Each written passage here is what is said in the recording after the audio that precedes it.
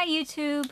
So as many of you know, I am going to E3 exactly 2 weeks from today. I'm incredibly excited and incredibly nervous. I feel very ill-prepared for this trip, especially because I only decided last week that I was going, so... But regardless of how prepared I am for this, I am going to E3 2 weeks from today, and so this will commence my E3 videos, I suppose. So today we're going to talk about E3 predictions and what you should and I should expect to see at E3.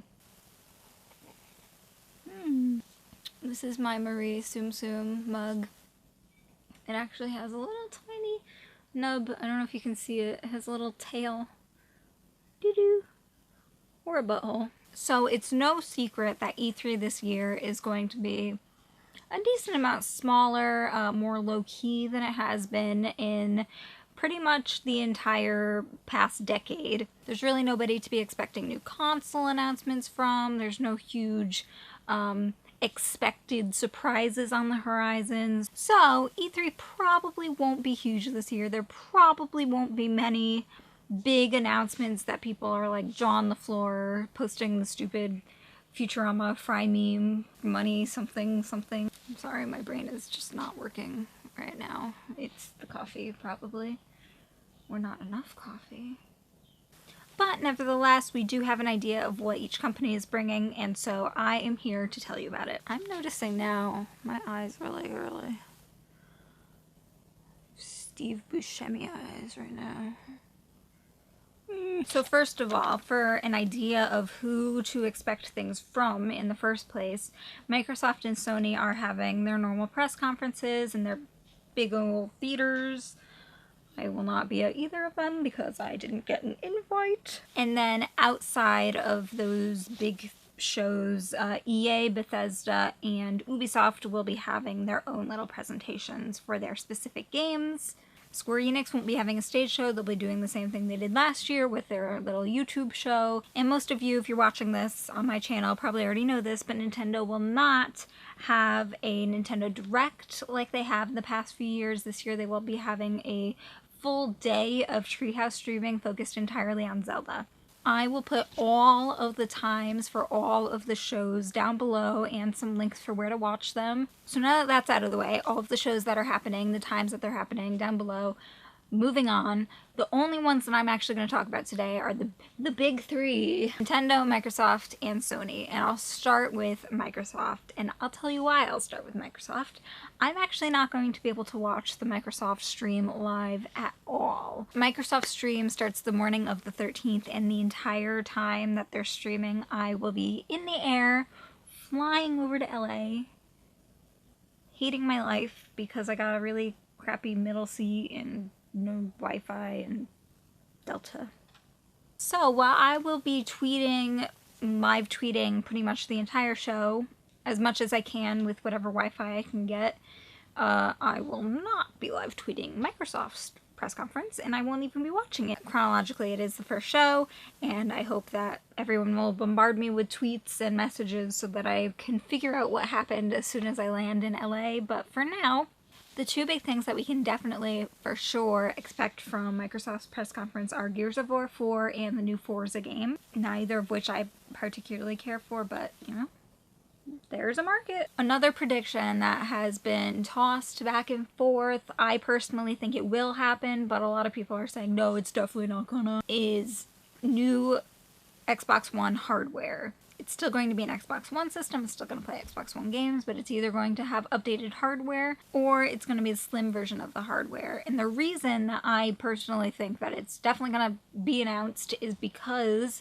retailers left and right have been trying to get rid of their Xbox One systems over the past month, and that is a really good possible sign that Microsoft has given them a heads up on whatever new hardware that they're going to be launching. The other thing to really expect, I think, will be either the HoloLens, which is what Microsoft showed off last year. It's augmented reality, it's not virtual reality, or whatever the HoloLens has formed into since we've last seen it, which I think is possible. Another prediction that's been thrown around a lot that I don't necessarily think is going to happen too, but it's definitely a possibility and I would really like it, is Red Dead Redemption 2/3. And that would be, just to be clear, a Rockstar game, but I think it would be shown at the Microsoft press conference because Microsoft has money. I also think Microsoft will continue the trend of showing off whatever indie games they can get their hands on, even though they're usually not exclusive indie games, but Microsoft is happy to show off whatever they can. And finally, for my probably isn't ever going to happen, but I really hope it does, but I also really don't hope it does because then I'll have to buy an Xbox One, Banjo-Kazooie 3. I just gotta say it because I love Banjo-Kazooie. Moving on, in traditional fashion, Sony's press conference is the same day as Microsoft, but later that night. I will also not be at the Sony press conference, but I will be watching it live and live tweeting because apparently my hotel internet has very good Wi-Fi. Thank you, Yelp reviewers, for letting me know that. So Sony has actually made it pretty clear at recent events and conferences that they are really, really pushing their VR stuff, the PlayStation VR, and being that the PlayStation VR is coming out pretty soon, later this year, I think it's pretty much a safe bet that that's what a lot of Sony's E3 stuff will be focusing on. As for what they're actually going to show on the Sony VR, that's another thing altogether, and to be totally honest, I don't know. A lot of people are talking about the new hardware upgrade for the PlayStation 4 as well. I honestly don't put that into the likely predictions for myself. It's possible Sony might be showing off the PlayStation 4.5 or Neo or whatever it's called. I don't think so, but maybe. And aside from the indie stuff and the virtual reality stuff, which I think will take up the vast majority of their show, my prediction is that Square Enix will also have something to show at Sony's press conference, being that Square Enix will not have a stage conference this year. They did it last year. I think it's very possible they could do it again. Show off either Kingdom Hearts 3 stuff or Final Fantasy VII stuff at the Sony press conference. Or both. They might even have some Final Fantasy 15 stuff at the Sony press conference, but it is coming out very soon, so that would be a little unnecessary at this point. And to be totally honest, that's all I really have for Sony predictions. I'm sure they're going to have more than what I just talked about, but I'm not going to try and guess it. And then there was Nintendo. Glorious, wonderful, beautiful Nintendo. We all know, I think by this point, that Nintendo has pretty much guaranteed that they're not bringing anything other than Zelda.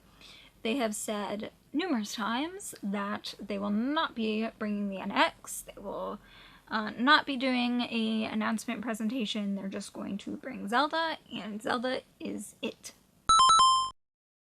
So I will not be predicting much for Nintendo because they've already said they're only bringing Zelda, but I don't think it is unreasonable to think that in the entire day of streaming Zelda, they won't have a teeny bit, just a tiny little clip of what Zelda on the NX might look like, or what it might be like, or how it might play. And really, if we can get just 10 seconds of gameplay footage of the Zelda game on the NX, we can get a pretty good idea of what the NX might be, where it might be heading. And so I am going to throw that into my prediction pool. I think we might be able to see the new Zelda game just a tiny bit on the NX. And if not, oh well. The other thing I was thinking is that the Pokemon Company International is technically a separate entity from Nintendo, and they have been going to these events that Nintendo's been going to, like PAX East, as a separate entity. It's unlikely, but it is possible that we'll be getting some new Pokemon Go information, maybe a soft release date for Japan or something like that around the time of E3, which would be really nice. I don't think we'll be getting any 3DS information at all throughout the entirety of E3. I don't really even think that there's anything big happening from other third-party developers on the 3DS. I love my 3DS, but I think it's very quiet for it right now. All in all, even though it might not really be a huge year for E3, I'm really looking forward to the shows and whatever surprises they may have that I couldn't even dream up. So to keep up on the announcements and my commentary on them, please follow me on Twitter because that's where I'm the most active when stuff is coming out really quickly. I can't really make a video immediately, but I can always tweet. Leave your E3 predictions down below so that you have something to use as ammunition to tell everyone that you were super right after some crazy announcement happens that you predicted ahead of time. I'll have a couple more videos leading up to before I actually leave for E3. I'm so scared. It's so close. If you have any questions or comments, leave them below. I'll try my best to answer them. And thank you so much for watching. Love you. Mwah.